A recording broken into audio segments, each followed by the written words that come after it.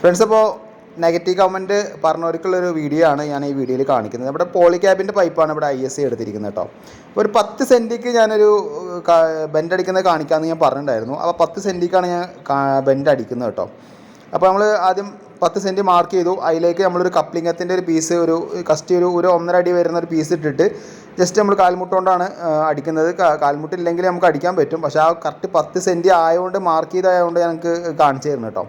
അപ്പോൾ 10 സെൻറ്റിൽ നമ്മൾ കറക്റ്റായിട്ട് ബെൻഡ് അടിച്ചിട്ടുണ്ട്. കാണുമ്പോൾ ടാപ്പ് അടിച്ച് കാണിച്ചു തരാം. ഇത് 10 സെൻറ്റ് കറക്റ്റായിട്ടുണ്ട് കേട്ടോ. അപ്പോൾ 10 സെൻറ്റിൽ നമുക്ക് ബെൻഡ് അടിക്കാൻ പറ്റും. ഇനി അടുത്തൊരു ഡൗട്ട് പലരും പറഞ്ഞിട്ടുണ്ടായിരുന്നത്, പൈപ്പിൻ്റെ കഷ്ണം ഇല്ലാതെ നിങ്ങൾക്ക് 30 സെൻറ്റിൽ ബെൻഡ് അടിക്കാൻ പറ്റില്ല എന്ന് ചോദിക്കുന്നത്. അപ്പോൾ 30 സെൻറ്റ് ഞാൻ മാർക്ക് ചെയ്തിട്ടുണ്ട്.